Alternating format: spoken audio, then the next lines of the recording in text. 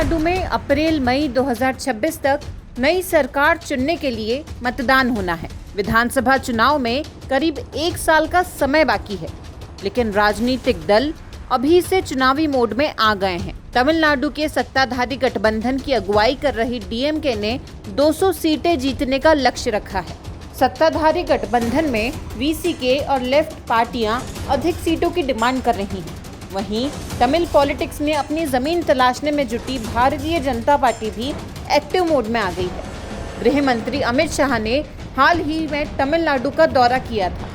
शाह ने स्टालिन सरकार को भ्रष्टाचार के मुद्दे पर जमकर घेरा था और दावा किया था कि अगले साल होने वाले चुनाव में विजय के साथ सूबे में एनडीए सरकार बनाने जा रहा है। Amit Shah Tamil Nadu BJP core committee की मीटिंग में भी शामिल हुए।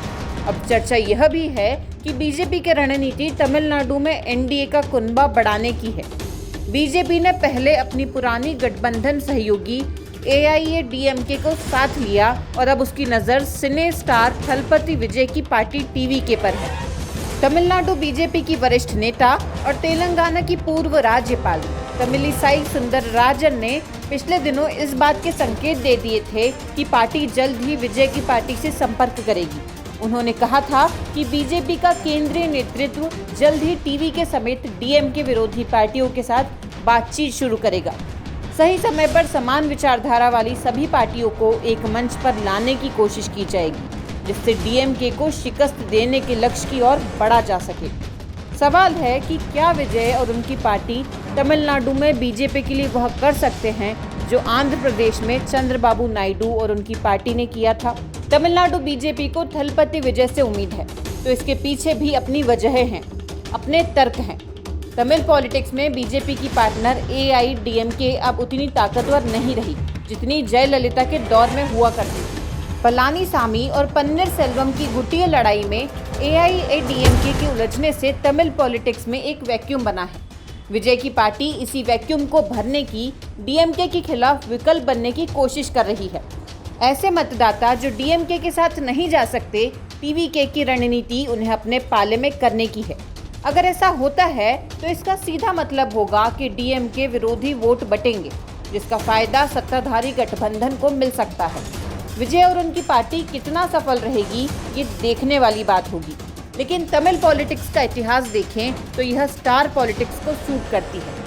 तमिलनाडु की सियासत में पहली बार ग्लैमर तड़का लगाया था एआईएडीएमके के संस्थापक एमजी रामचंद्रन यानी एमजीआर ने। एमजीआर ने कांग्रेस से सियासी सफर की शुरुआत की और डीएमके से विधान परिषद विधानसभा पहुंचे। 1972 में एआईएडीएमके पार्टी बनाई और इसके 5 साल बाद 1977 में पहली बार सीएम बने। 3 बार तमिलनाडु के सीएम रहे एमजी रामचंद्रन पहली बार जून 1977 से फरवरी 1980, दूसरी बार जून 1980 से नवंबर 1984 और तीसरी बार फरवरी 1985 से 24 दिसंबर 1987 को अपने निधन तक मुख्यमंत्री रहे। फिल्मों से सियासत में आई जानकी रामचंद्रन भी मुख्यमंत्री की कुर्सी तक पहुंची। जानकी एमजीआर की पत्नी थी और वहीं उन्हें राजनीति में लेकर आए थे। एमजीआर से जानकी की दूसरी शादी थी। दोनों ने कई फिल्मों में साथ काम किया था और एमजीआर के निधन के बाद जानकी सीएम बनी थी। तमिलनाडु की पहली महिला मुख्यमंत्री जानकी रामचंद्रन 7 जनवरी 1988 से 30 जनवरी 1988 तक सीएम रही। पूर्व मुख्यमंत्री एम करुणानिधि का बैकग्राउंड भी फिल्म जगत से जुड़ा रहा है, जो सूबे के मुख्यमंत्री स्टालिन के पिता भी हैं।